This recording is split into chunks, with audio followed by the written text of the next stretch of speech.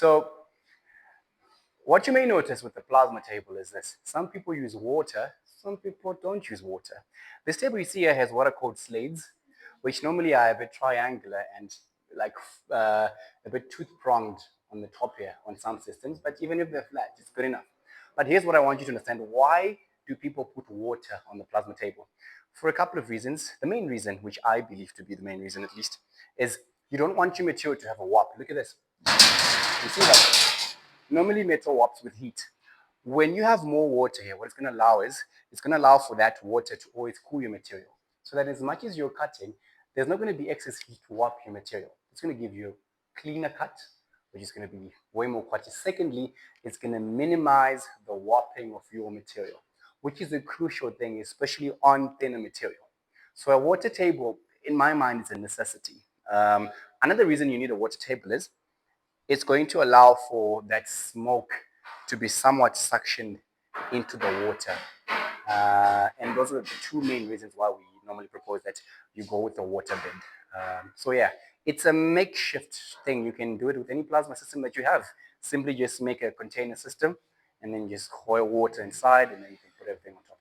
Otherwise, happy days. Because the concept is the very same. Two different softwares, yes, but the concept is the same. So I'll show you. The only difference is everything we said there is the same thing we said here. We can even use the same software, but it's just what differs is then the system that knows that this is a router bit and this one is a plasma torch. That's all that. That's why you can use the different softwares. So let's start with.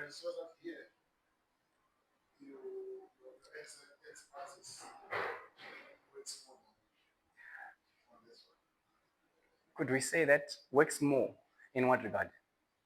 Sometimes you can see but I think with this one, also on the other. Yes, good. So here we actually have 3 axes. Here we have 2. Why I say 2? The machine has 3 axes, but your result, ultimately, this thing doesn't determine, you can't determine up or down. Exactly, it's a 2D shape always. Whereas here you can do 3D. And you have another function called engraving, which you don't have here, where you actually like just kind of write on the material. But more on that when we're going from nothing. If you ask to pay nothing more than 100 grand, you can get an entire certificate that you can use to take it.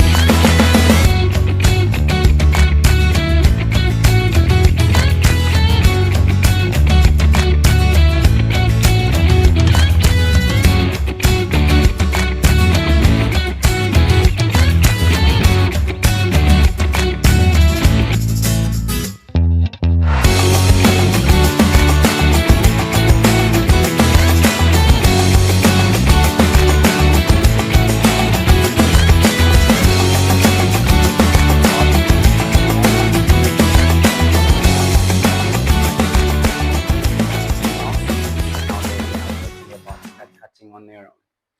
Just a disclaimer, if you see my eye like this, ever heard of what a bar fight is? Yeah, so don't get into bar fights. But anyway, so we're about to see the guys execute their own task here, and they're about to start doing the work. Please, guys, go for it. Let's see if they really learned what they hoped to have learned. This is 3mm mild steel, and it's being cut on 40 amps of power at the speed of 2000 millimeters per minute. And we're going to see the outcome. From the outcome, we're going to determine whether we need to increase the speed, drop the speed, drop the power, reduce the power, all of that from the amount of dross or slag that we're going to see on the material. Let's go.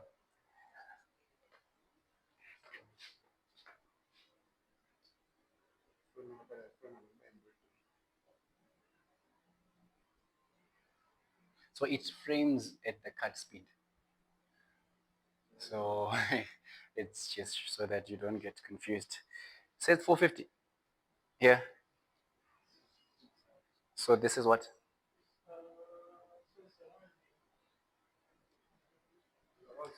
Okay.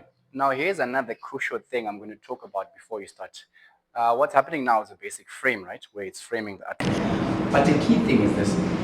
If I'm going to start doing a big piece, let me make sure that my material is not going to move. In case I get errors or mistakes between, the machine can trace its way back easily. So one thing, and once I start, I need to make sure I don't disengage the gears and I don't move my material, so that I can even tell it to reverse in the path that it was moving, and I can tell it to do everything. But as long as I don't move my piece. Okay, cool, let's start.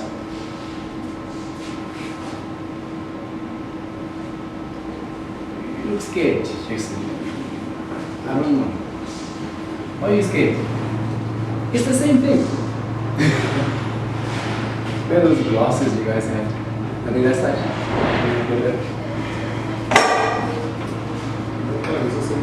Let me just draw this. Thank you. There's an error. Wait. Nope. Okay. Are we?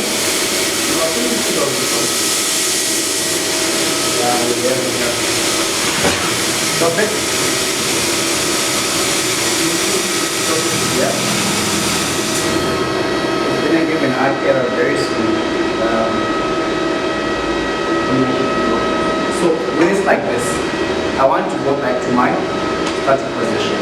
What I do is I do what is called a cut back. It's very good on this side. You can see what a cut back is simply here where I say go back. So you press it, and remember, it follows your movement that you put on F. So if it's a manual movement, say go back F. Make sure you want to enter, yes, enter. Here it comes at the starting position. So I couldn't do anything, it's not going to do anything. But what I actually wanted to play was the demo way it actually follows the screen. For now, I did this so that we can play around with the initial height. I think for me, that's the key thing that we do this now. Okay, do not just address that, also address the sensitivity. If it's too much, if it's too little, we also want to. So let's give it a bit more juice. Alright, cool. Automatic. Let's try this thing again. Okay, let's go. Start it. Yeah.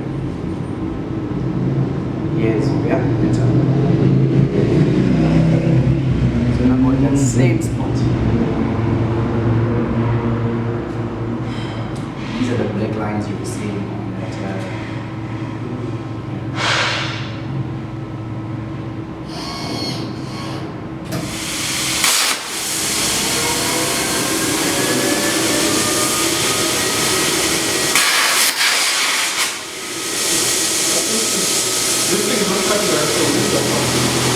Topic. You see that it's stretching the.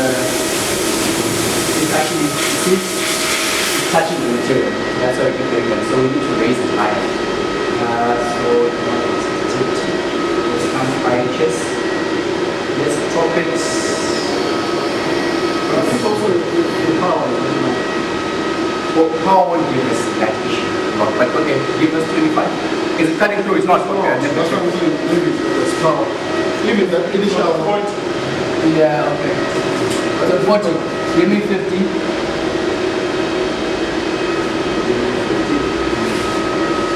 Okay, restart your thing. Okay, let's go.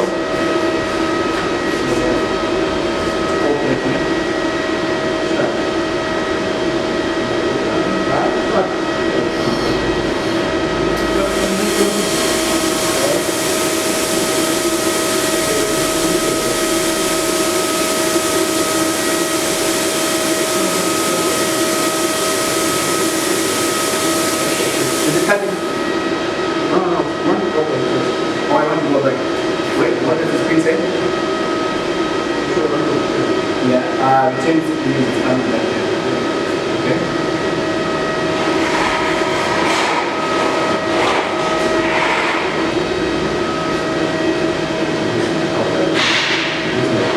Serious? You take the video.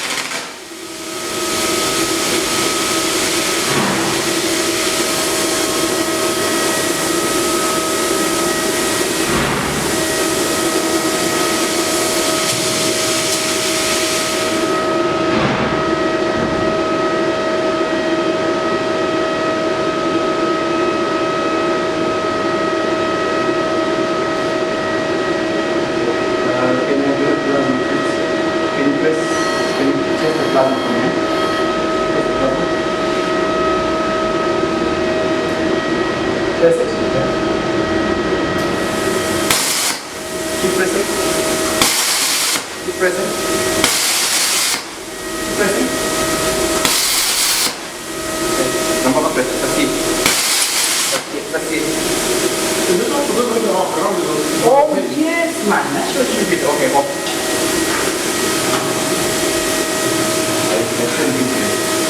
So as it turns out, we're struggling to cut because our teeth was not damaged with damping that. Okay. Now with the clamping of the material, this should solve the problem. Challenge now is where's our second?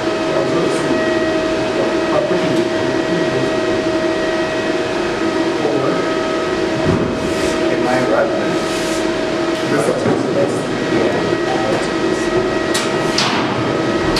Okay. That should suffice. Let's try this again, please.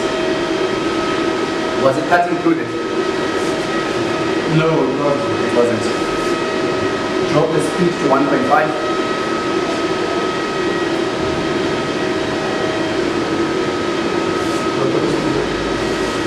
Or to actually 1,000. We start from the name rather than go up.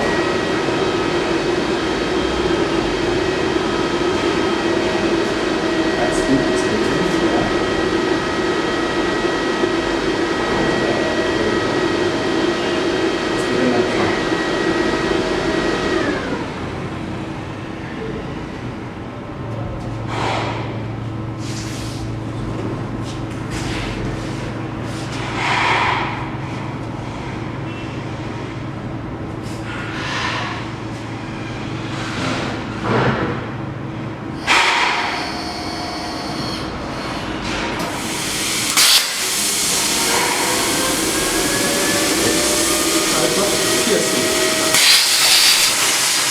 It is.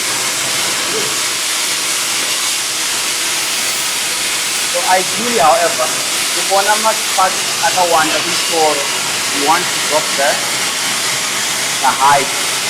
So because you want this all your parts to come out from the bottom. So what I normally do is I start lowering the height.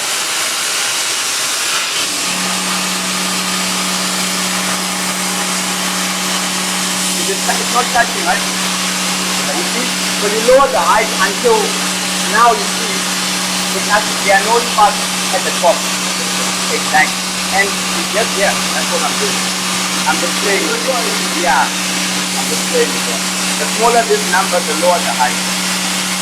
It's also tricky, however, because our material works, so that's also another factor we have to think about. But apart from that, since your bottom is taking out, take your air to see are you not using so much air. So just take at the back if you have enough air. Once you start being fast, you can also control the sensitivity here. Basically what this does is it makes the machine quickly pick up any height difference.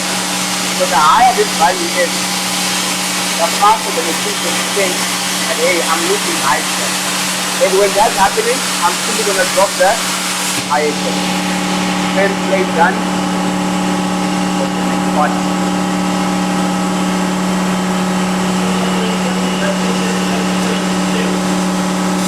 You're starting what? Yeah.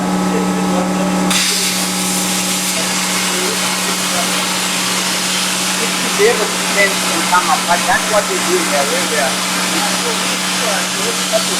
Yeah? Yeah. Doesn't disturb. Disturb what now? No, no. I will remember there's a code I think I'm going to use there. When it starts with clear and then it goes up. That's the code I just want to get because it's in the instruction that says clear and go up. You don't need it because it actually messes up the really that's the goal. Yeah, so yeah, I'm just gonna turn it off so that it doesn't do that. So here, just need to know your machine. If I want to raise this up without copying anything, I simply come here and drop it up. If I want to drop it, I come here and I drop it. That will be it. And you want to, you would prefer that your spots are mostly under. Wherever you get spots on top, that's why it's different. However, sometimes it's not so much because the material which works. You really can't stay around much. Yeah. Have you ever eaten anything else? I don't think it's a small one. So 5 millimeters maybe was not enough. Because that one we were doing was different. What? Oh yeah. In the temple. No, the tin was it was diameter. So here we need to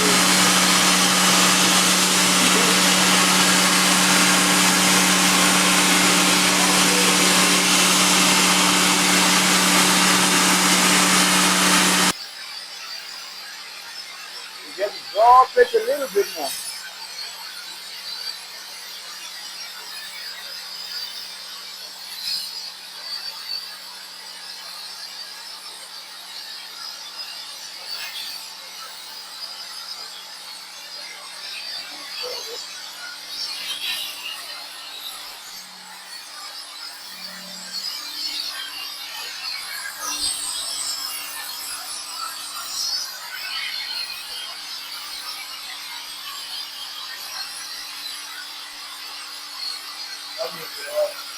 Huh?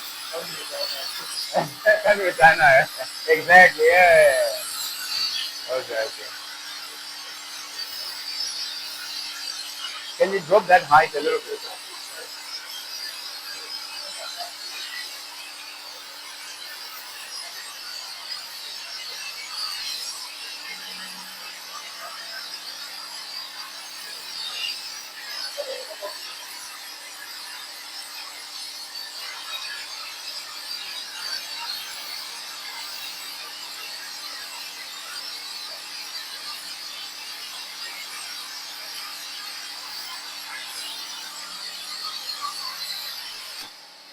I'm not happy with the sparks, but we'll deal with that now.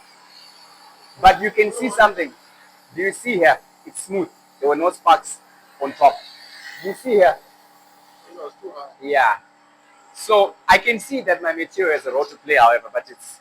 Do we have that cloth? Can I get the cloth? Thank you. And the scissors, please. All right.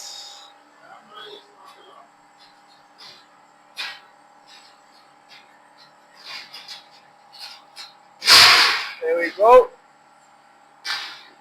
Are you sure there's 450? It could be. I think it is.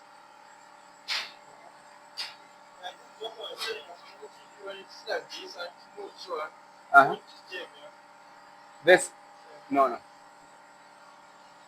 won't.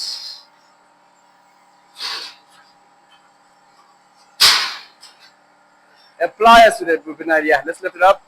There we go. Just move it sideways.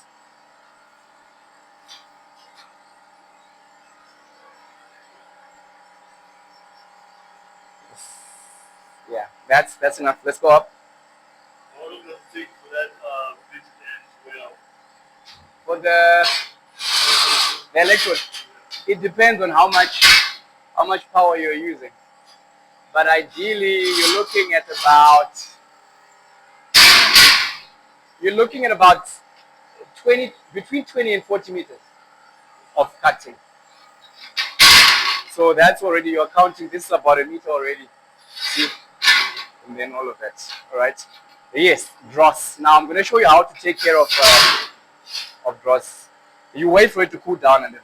Do you have a hammer or pliers in house? Let's get a pliers.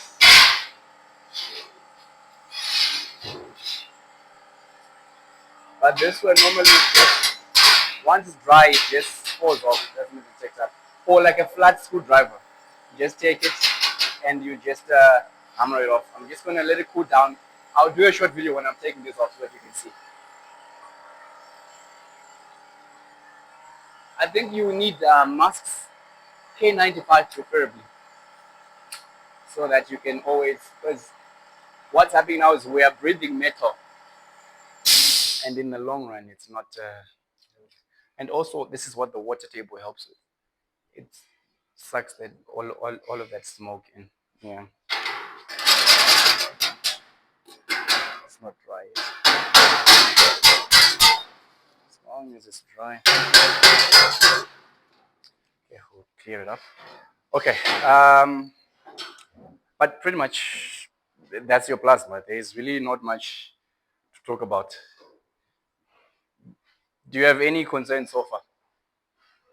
Yes. Yeah, we'll talk about them. But remember, your edge clamp, this thing is crucial. Just let me see, put your hand here. It's not going to do anything. It's just a clamp. In good condition, yeah? Not like with some of us with eyes like this. Yeah.